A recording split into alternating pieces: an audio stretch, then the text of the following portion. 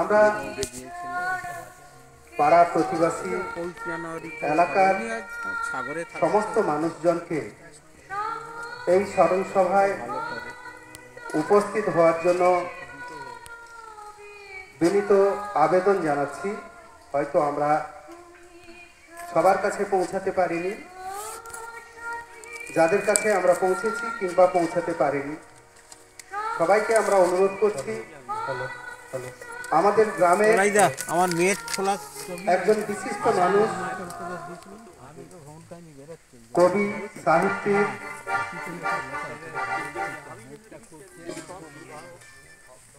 Hello, Durga ষষ্ঠীর দিন যখন বাংলার সমস্ত মানুষ দুর্গাপূজার আনন্দে বিভোর, ঠিক সেই সময় সন্ধ্যা 6:10 অত্যন্ত নীরবে অনন্তবাবু অনন্ত লোকে পাড়ি দেন। অনন্তবাবুকে স্মরণ করা এটা কিন্তু আমাদের একটি নৈতিক দায়িত্ব। নৈতিক দায়িত্ব এই জন্যই যে তিনি আমাদের এখানকার ভূমিপুত্র হয়তো ছিলেন না, কিন্তু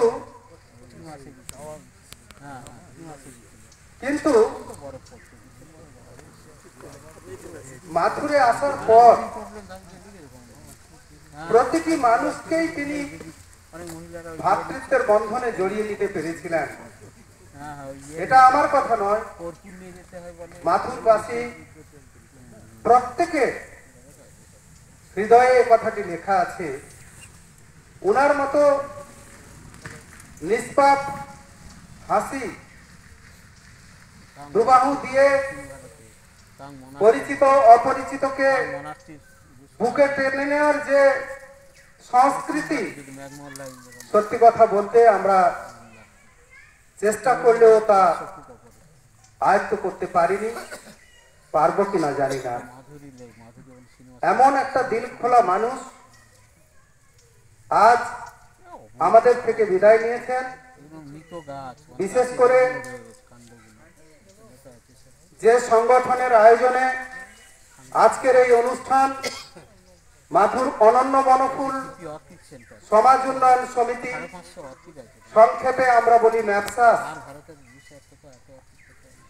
আমরা অনন্তবাবুকেই প্রথম সম্পাদক হিসেবে পেয়েছিলাম। আমাদের সংগঠনের প্রথম সম্পাদক এবং সাংস্কৃতিক কাজকর্মের পুরোধা, তাকে হারিয়ে আজ আমরা নিঃস্ব এবং রিক্ত।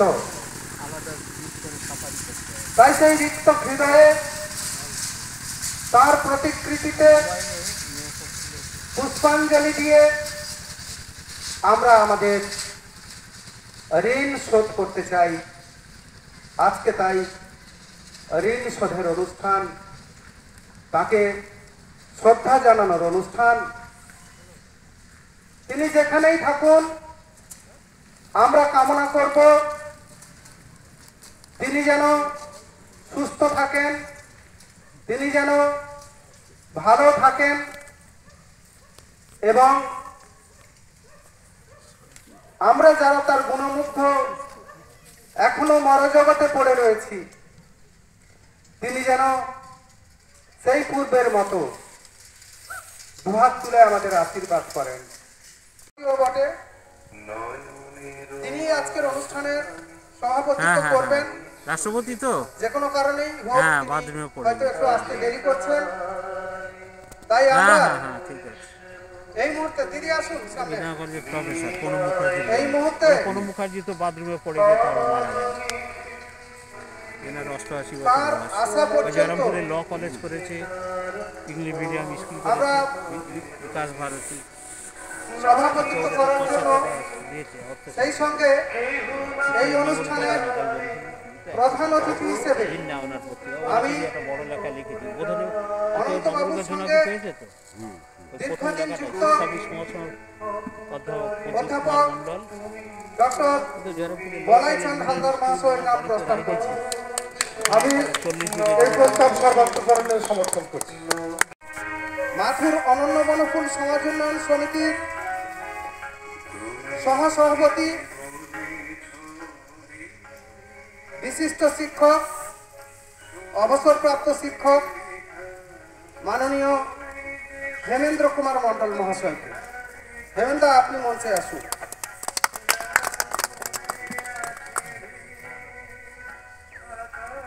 আমাদের মধ্যে উপস্থিত রয়েছেন মাননীয় কালাচাঁদ ঘরামি মহাশয়, স্থানীয় বিদ্যালয়ের স্থানীয় হাই স্কুল জ্যোতিরাম মেমোরিয়াল উচ্চ বিদ্যালয় 75 পেরিয়ে 80 বছর পূর্তি হতে চলেছে। আমরা বিশেষ অতিথি হিসেবে তাকে পেতে চাই। পাশে থেকে আমাদের অনুষ্ঠান কিভাবে সুন্দরভাবে সাফল্যমণ্ডিত হবে সেটাও উনি দেখেন। ওনাকে আমরা পাই, আমরা আন্তরিকভাবে কৃতজ্ঞ। এখন কল্পনা দাস মহাশয়া উপস্থিত আমাদের সম্মানীয় অতিথিবর্গকে চন্দনের তিলক দিয়ে চন্দনে চর্চিত করে তাদেরকে বরণ করে নিচ্ছেন। উপস্থিত হয়ে গেছে আমাদের বন্ধু তথা হরিণডাঙ্গা হাই স্কুলের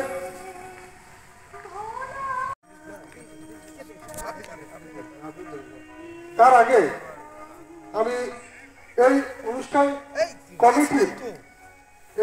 কমিটি দিচ্ছেন। এরপর তাকে ব্যাচ করিয়ে সম্মানিত করবেন মাননীয় কল্পনা দাস মহাশয়া। এরপর আমরা নিজেদেরকে সম্মানিত বোধ করছি। এখন তাকে বরণ করে নেওয়া হচ্ছে। দেওয়া যায় না, সহকর্মী হওয়া যায়, কিন্তু হাততালি ঠিক চলে না। আমি কিছু অনুষ্ঠানের শুরুর আগে আমি স্যারের সম্পর্কে একটু বলতে চাই। আজকেই দেখলাম স্যারের জন্ম 1943 মেদিনীপুরের ব্রাহ্মণ পরিবারে। 1942 ভারত ছাড়ো আন্দোলন গান্ধীজির ডাকে গোটা তমলুক, পূর্ব মেদিনীপুর, পশ্চিম মেদিনীপুর, তখন অবিভক্ত মেদিনীপুর, ভারত ছাড়ো আন্দোলনে রত সংগ্রামের জায়গা, লড়াইয়ের জায়গা মেদিনীপুর। সেই মেদিনীপুরের বুকে অনন্ত আশা নিয়ে জন্মালেন অনন্ত ভট্টাচার্য। কর্মের খাতিরে দক্ষিণ 24 পরগনায় আমাদের মাইস্য অধ্যুষিত একটা গ্রাম, কালচারে আমরা তার কাছে অনেকটা ঋণী, সংস্কৃতি তার কাছ থেকে আমরা অনেকটা পেয়েছি। কর্মসূত্রে উনি স্কুল শিক্ষক ছিলেন এবং ওনার স্ত্রী মানখন্ড প্রাইমারি স্কুলের শিক্ষিকা ছিলেন। ব্যক্তিগতভাবে আমার মায়ের সহকর্মী এবং আর্থিক সম্পর্ক। সেই সঙ্গে বাবার সঙ্গে অনন্তবাবুরও একটা আর্থিক সম্পর্ক, সেটা বোধহয় মৃত্যুর সময় দেখা গেল। আমার বাবা মারা গেলেন মহালয়ার ভোরে, তার এক সপ্তাহের মধ্যে স্যারও চলে গেলেন। দুই বান্ধবী এখন বিধবা জীবন কাটাচ্ছেন, তারা কিন্তু আর্থিক সম্পর্কটা রয়ে গেছে। 2024 9 অক্টোবর আমাদের ছেড়ে অনন্তবাবু অনন্ত ধামে গমন করেছে। তার সঙ্গে আমি যতটুকু শিখেছি সবটুকু বলার জায়গায় আমি নেই। তার হাতের লেখা আপনারা যারা দেখেছেন, পাণ্ডুলিপি যদি দেখেন, ছাপার মতো হাতের লেখা। যে হাতের লেখাকে আমি ইচ্ছা করতাম, অনেক সময় অনুকরণ করার চেষ্টা করেছি। স্যারের যে সইটা দেখবেন, অনন্ত কুমার ভট্টাচার্য অনেকটা রাবীন্দ্রিক স্টাইলে লিখতেন, ব্যর্থ অনুকরণ করার চেষ্টা করেছি, মাফ করবেন স্যার। তারপর উনি কাব্যে কাদম্বরী লিখেছেন যে কাব্যে কাদম্বরী সাহিত্য হিসেবে সাহিত্য গুণে যে কোনো প্রথম শ্রেণীর বাংলা সাহিত্যের তফা পেতে পারে। আমরা অনেকেই কাঁচা হাতে লিখি, গ্রামীণ পত্রপত্রিকায় লিখি, যেখানে হয়তো ভাবনা ঠিক থাকলেও ভাব ঠিক থাকে না বা একটু কমা বাড়া হয়ে থাকে, কিন্তু পরিপক্ক লেখা, কমপ্লিট লেখা অনন্তবাবু। সেই সঙ্গে ওনাকে আমি প্রথম যখন দেখেছিলাম মাতুর সরকারি প্রাঙ্গণে, উনি একটা সাম্যবাদের গান গেয়েছিলেন, দেখো মাটি কত মেহেরবান, আমরা আছি পাশাপাশি হিন্দু মুসলমান। আমার মন এবং হৃদয় সেদিন থেকেই অনন্তে সমর্পিত। সেই অনন্তবাবু সম্পর্কে আমি দু চার কথা বললাম, আর আমার শ্রদ্ধার্ঘ স্যারের প্রতি থাকলো। সেই সঙ্গে সঞ্চালনায় মাননীয় বলাইদা এবং সহসভাপতি হেমেন্দাকে অনুরোধ করব, আপনারা প্রদীপ প্রজ্বলন করুন। এই প্রদীপ প্রজ্বলনের মধ্য দিয়ে আজকে অনুষ্ঠানের শুভ সূচনা হোক।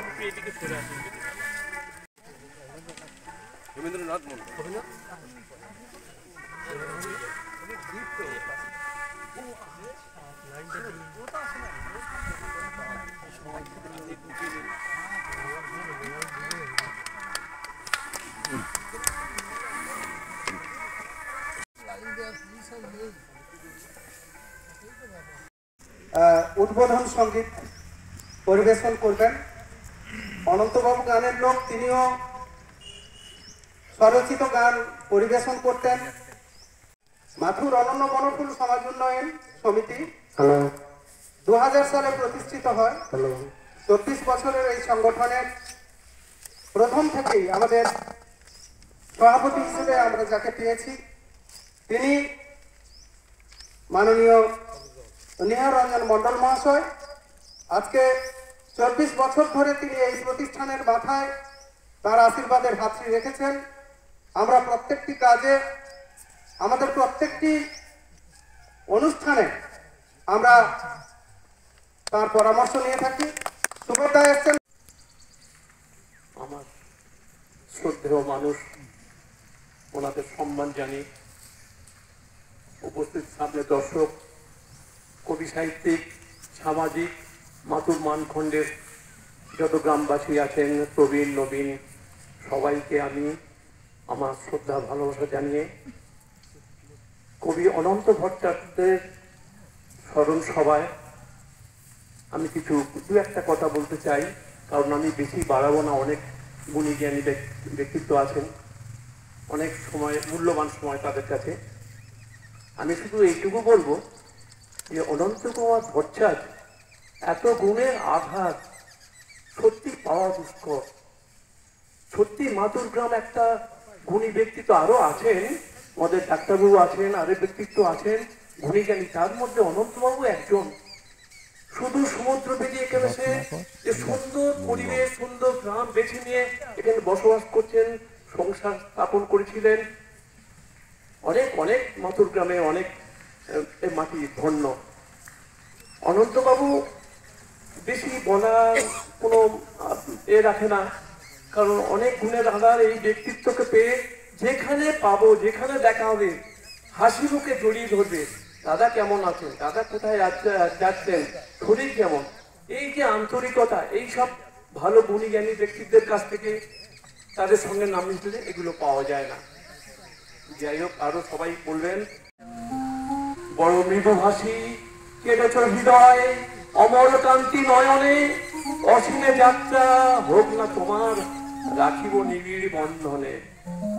সময়ময় তুমি ভাসিছ চোখে, অভিনয়ের মায়াবী ছলে, এনেছি কথার কুসুমে গাঁথিয়া মালা, পরাবো তোমার গলে। নমস্কার। এবারে একটা, সবাই জীবনের ঘটনাগুলো একদিন না একদিন আসবে, তো সে আমারে চলিয়া আমি ভাবিনি কোনদিনও যেতে হবে আমারে চলিয়া। এই সুন্দর পৃথিবী সবার ভালোবাসা, শখের সাজানো বাড়ি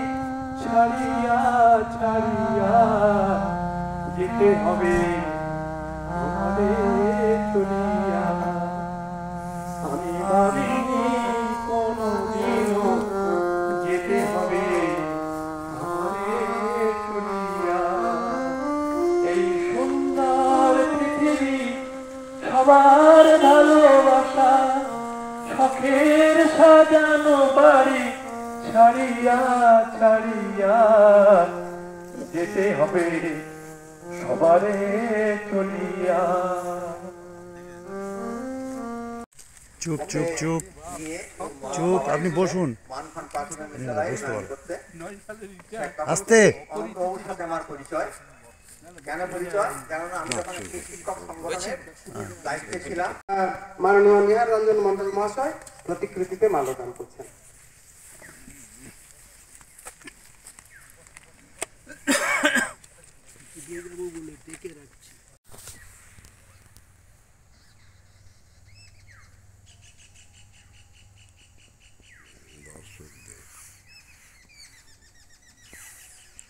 কখন বলবেন? আজকে যে স্মৃতিতে আসছি সেই স্মৃতির জন্য দু চার কথা বলছি। ওর সঙ্গে হয়তো সবাই পরিচয় অনেক আগে আগে ছিল, কিন্তু আমি বলতে চাই উনি যখনই এসেছিলেন সরকারি বলতে পারছি না, আমার সঙ্গে প্রথম যখন দেখা হলো, আলাপ হলো, পরিচয় হলো, বললেন অনন্ত ভট্টাচার্যের নামটা যখন হলো, আমি ভট্টাচার্য নাম মাস্টারি করতে গেলে সে কেন পুজো টুজো করবে, আসলো। তারপরে বললো যে হ্যাঁ নন্দীগ্রামের বাড়ি হতে পারে, আমি কিন্তু অনেক কিছু জানি, আপনার নাম শুনেছি, তাই আপনার সঙ্গে একটু আলাপ করলাম। আর ভালোই হয়েছে। ভট্টার মানুষ যখন পুরোহিত আবার আমাদের এখানে এসেছেন, তারপরে পরে বলবো এক একটা মানে সেন্টেন্সে শেষ করতে চাই। গেলেন, শিক্ষকতা করলেন, বিয়ে করলেন ঘর ভাড়াতে, তারপরে আবার নিজের বাড়ি করলেন, এবং তার ছেলে কোন সালে হয়েছে সেটা আষাঢ় মাসের 7 তারিখে তার নাতি হয়েছে দীপ্ত কুমার, দিগন্তের পরে দীপ্ত কুমার। বিয়ে কোথায় হয়েছে সেগুলো বলতে গেলে অনেক সময় লাগে, কিন্তু লিখে আমি পারি না, আমি মুখে বলবো পরে যদি জানেন। দিগন্তর ছেলে দীপ্ত, তার কি কোথায় আছে, কোথায় শিক্ষকতা করে, কে প্রফেসরি করে, ওর মা কোথায় মাস্টারি, সব এবার শেষের দিকটা বলি। উনি মুক্তির মন্দিরে সোপান্তরে গায়নার বা দক্ষিণ 24 পরগনায় যখন ঘটনা হয়েছিল, অনল আমার থেকে বয়স 1 বছর, আমার বলেছে 90 বছর, 90 এখন পালিয়ে গিয়ে এখন 91 চলছে। এবং যিনি মারা গেছেন আমি সাল তারিখ ধরে তাকে বলতে পারি 81 বছর 3 মাস 18 দিন ছিলেন, এবং বেশিরভাগ সময় আমি ওর সঙ্গে মিশেছি অনেক কিছু কারণে। মুক্তির মন্দিরে সোপানতলে আমার বাড়িতে যারা ছিলেন সবই প্রিয়জন, তাদের ভিতরে অনেকে মারা গেছে, নাম ধরে বললেও বলতে পারি বেটা ছেলে মেয়ে ছেলে কারা ছিল। সেই মুক্তির মন্দির সভান্তলের কথাটা হতে হতে যিনি আজকে গান করে তার স্মৃতি করলেন, সবাই মরবো আমরা, কেউ বাঁচবো না। 40 বছরও বিবেকানন্দ মারা গেছে, সেসব তুলনা দিতে গেলে অনেক কিছু রামকৃষ্ণের কথা বলতে পারি, সেসব কথা দেখ। এখন এখানে বহু গুণীজন এসছেন, তাদের বক্তব্য রাখতে রাখতে আমি বরং গঙ্গা জলে গঙ্গা পূজা করি। আমি অনন্তবাবুর লেখা আমাকে মাঝে মধ্যে তিনি কিছু লেখা দিতেন, একটা ছোট্ট লেখা পড়ছি। চলমান বঙ্গ সমাজের তথা ভারতবর্ষের জীবন ও যাপন বড়ই মেঘাচ্ছন্ন। এই উপলব্ধির কথা বড় ভাবায় যে আমরা যাচ্ছি কোথায়। চিত্ত রাজনীতির রং নিয়ে নিয়ে এদল ওদল করতে করতে নেতা নেত্রীরা সাধারণ তোতা পাখিগুলির কুবড়ির ভেতর ঢুকে মন্ত্র দেয়, আর তারই প্রয়োগে সাধারণের নাভিশ্বাস। তথাকথিত বুদ্ধিজীবীদের ব্যাখ্যা আপনার বিবেচনায় কি তা জানি না, অনেকেও লিখছেন। আমি মনে করি সবাই যেন বেসাথী করছে। কেউ দূরদর্শনের সামনে বসে টাকা রোজগার করছে, কেউ কেউ সিনেমা বা চলচ্চিত্র নামক লোকশিক্ষার মাধ্যমকে নারকীয়ভাবে উলঙ্গ করে নারী বেসাথী করে সরকারি তকমা সেঁটে পুরস্কার নিয়ে দরবিগলিত চিত্তে সংবাদ মাধ্যমের শিরোমণি হচ্ছে। আমাদের প্রজন্ম তার জিজ্ঞাসা, কালো মেঘে ঢাকা সর্বনাশের কোথায় বাথরুমে গেলেন? বিভৎস দিনগুলো আসার আগে এই গ্রহ ছেড়ে যেতেই হবে। ভাবুন, একটা সমাজ মনস্ক মানুষ কত গভীরভাবে ভাবলে তিনি ভাবছেন এগুলো যেন আমি আর দেখতে পাচ্ছি না, সহ্য করতে পারছি না, এই যন্ত্রণা থেকে বরং এই গ্রহ থেকে নিষ্কৃতি কবে পাবো সেটাই তার ভাবনা। তখন না হলে কি হবে? না হলে আমাদের উজ্জ্বল ফেলে আসা দিনগুলো লজ্জা পাবে। বুঝতেই পারছেন, একেবারে আপাতমস্তক সমাজ মনস্ক একটা মানুষ আমাদের বর্তমান সমাজেও আমরা তার প্রতিফলন দেখতে পাচ্ছি। সাধারণভাবে বলে কবিরা অনেক সময় দূরদৃষ্টি সম্পন্ন হয়।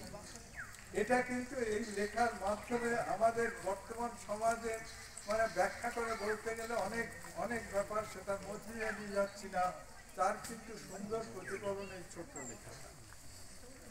আর একটা তার দুঃসাহসিক কাজ, একটা দুটো কথা অন্তত বলি। হ্যাঁ, সেটা তো ওই কাব্যে কাদম্বরী বানবাট্টে। এমনি বানবাট্টের ওই সংস্কৃত গদ্যকাব্য সম্পর্কে বলা হতো, যারা রসিক ব্যক্তি, যারা আহারে অভ্যস্ত, আহারও অপি নো রোচতে। আবার যারা এমনি রসিক নয়, ধরুন বানবাট্টের কাদম্বরী সম্পর্কে সবাই বলছেন এর আস্বাদন অনেকটা সুরার মতো। তো যারা সুরাপানে রত থাকেন, সে বানবাট্ট পড়লে তাদের অনাহারও অপি নো রোচতে। এটা তো অনন্তবাবুকে আমি মানে কিভাবে প্রণাম জানাবো সেটা আমি ঠিক বুঝে উঠতে পারছি না। যাই হোক, মঞ্চে যারা আছেন প্রত্যেকে আমার আন্তরিক শুভেচ্ছা জানিয়ে আমি দুটো কথা বলবো। অনন্তবাবু আমাকে নীলদা বলে ডাকতেন। ওনার সঙ্গে আমার মানে এই বিস্তারিত বলতে গেলে অনেক সময় লেগে যাবে, যা তো আমি কেটে কেটে বলছি। কার্তিকের এক অনুষ্ঠানে প্রথম আমি ওনার সঙ্গে আমার আলাপ হয়। ওই অনুষ্ঠানে ঘটনা অনেক বড়, যাই হোক, তারপর উনি আমাকে পরিচয় করিয়ে দেন চিত্তবাবুর সঙ্গে। চিত্তবাবুর পর আরো বিভিন্ন জায়গা থেকে ওনার সঙ্গে আমার আলাপ হয়। উনি আমার যে হিরোজ্যোতি পত্রিকা, ওই পত্রিকায় উনি আমাকে খুব সম্ভবত দুটো লেখা দিয়েছিলেন। আমি অনেক খুঁজেছি, এই সংখ্যাটা আমি খুঁজে পাইনি, দিলে বলতে পারলে মনে হয় একটু ভালো হতো। আর কি বলবো, এই ভদ্রলোক সম্পর্কে আমার তেমন অনেক কিছু বলার আছে, এই মুহূর্তে আমি কিছু বলতে পারছি না। আমি দুঃখিত, লজ্জিত, আপনাদের কাছে তাই ক্ষমা চেয়ে নিলাম। ধন্যবাদ। চিত্তবাবুর সঙ্গে যোগাযোগ করে বলা হলো একটা পত্রিকার লেখা হোক। তাই বললাম আমার পাশে অনন্তবাবু আছে, চলুন ওনার সঙ্গে যোগাযোগ করা যায় বলে তিনজন হলাম। তিনজন হওয়ার পর আমাদের মাতুর হাই স্কুলের মাস্টারমশাই প্রভাত কুমার সামন্ত, চারজন হলাম, আর সঙ্গে ছিল অসিত হালদার। এই পাঁচজন নিয়েই শুরু। তারপর ধীরে ধীরে এটা বেড়েছে, আর ওয়ার্ল্ড ম্যাগাজিনে পুরো দায়িত্বটা ওনারই হাতে ছিল। যা লেখালেখা হতো উনি লিখতেন, সেইটাই ঘনিষ্ঠতা। আর প্রতিদিন আমার সঙ্গে দেখাই হতো, আর পরিচয় হতো, কথা হতো। সুতরাং নতুন করে কিছু বলার নেই। এবং মাতুর অঞ্চলের অন্যান্য সমস্ত ভদ্রজনেরা, তাদের প্রতি আমার আন্তরিক শুভেচ্ছা এবং ভালোবাসা জানিয়ে অনন্তবাবু সম্বন্ধে আমি পরিচিত খুব গভীরভাবে হইনি।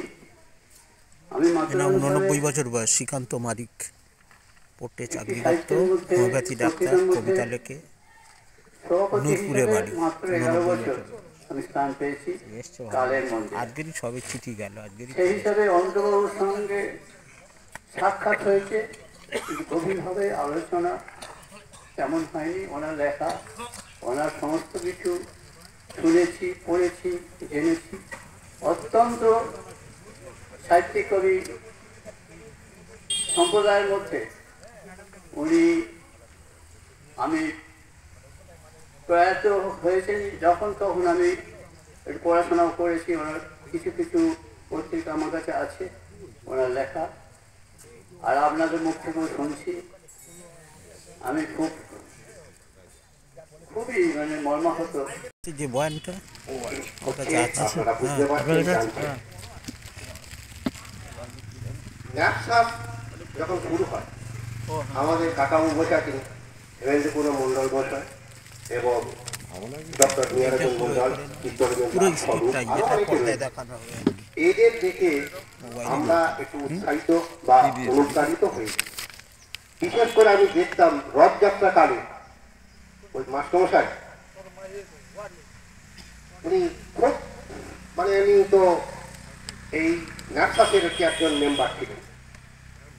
ওনার যে ভূমিকা সেটা আমরা লক্ষ্য করতাম। আর আমার খুব করে মনে পড়ে যে মাটুর গেম হাই স্কুলে একবার এই ন্যাপসাপের দ্বারা পরিচালিত হয়েছিল একটা অনুষ্ঠান।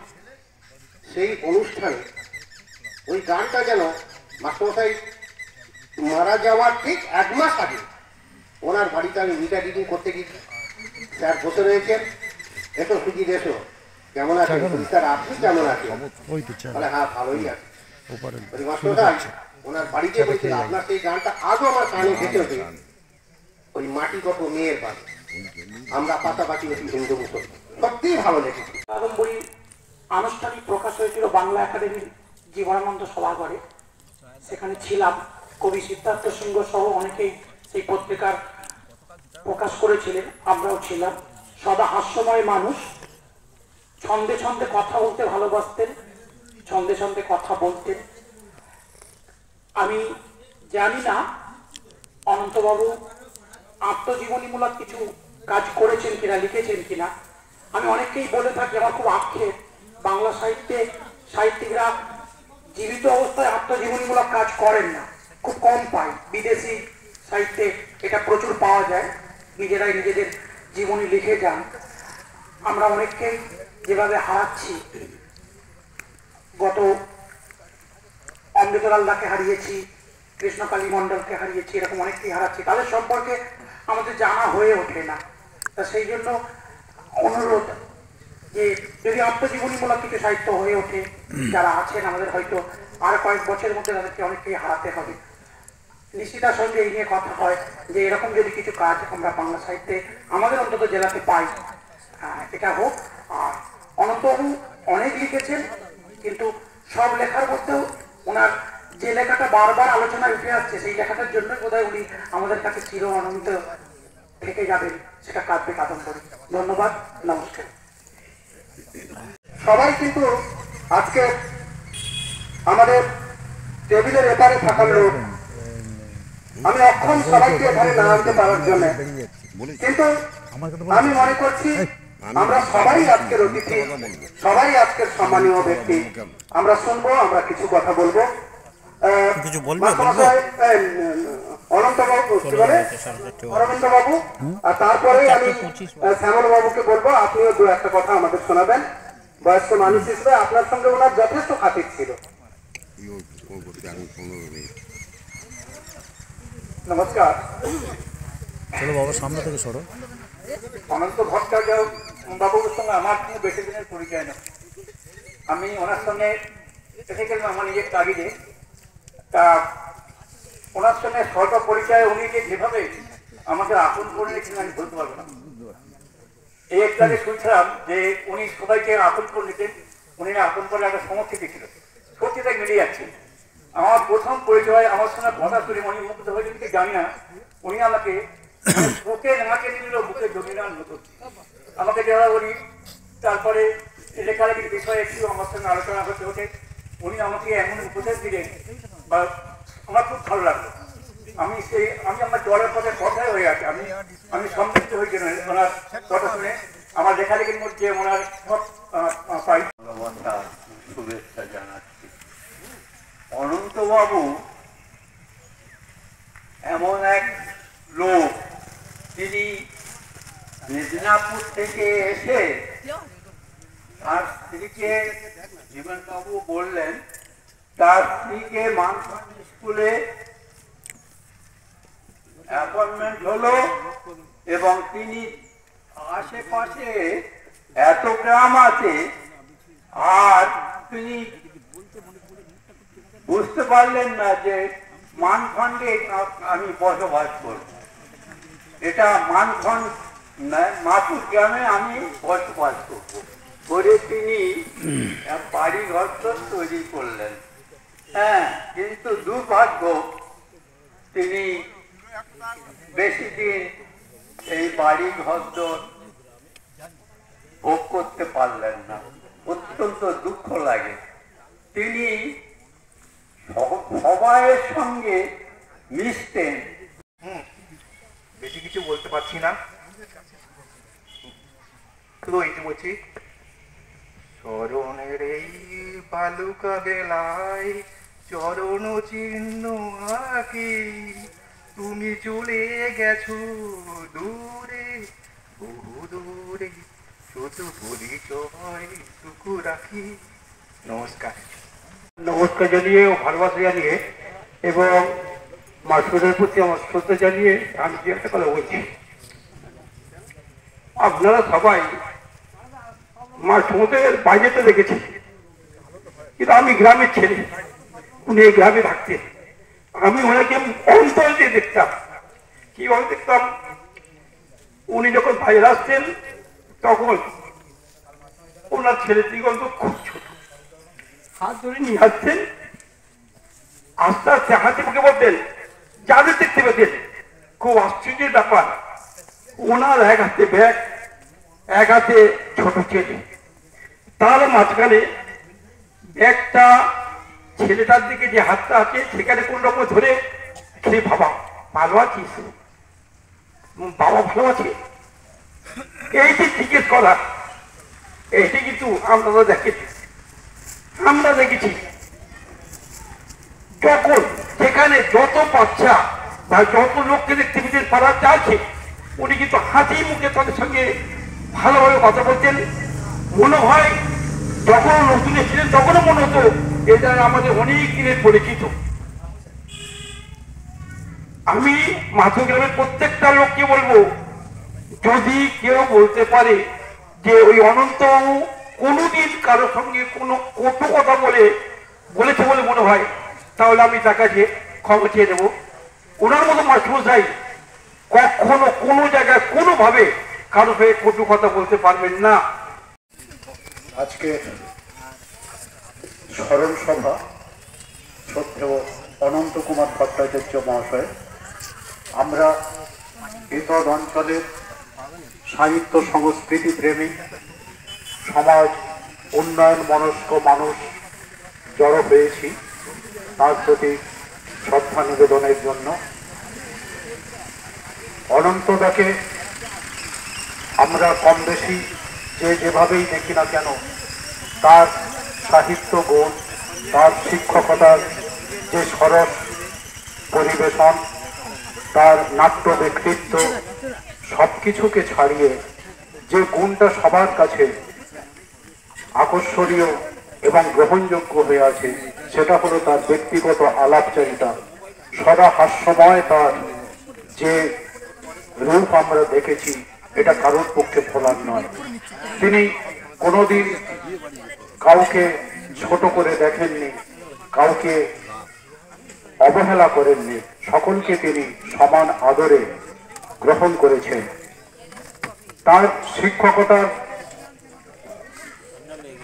যে গ্রহণযোগ্যতা তার ছাত্রদের মহলে প্রকাশ হয়েছিল।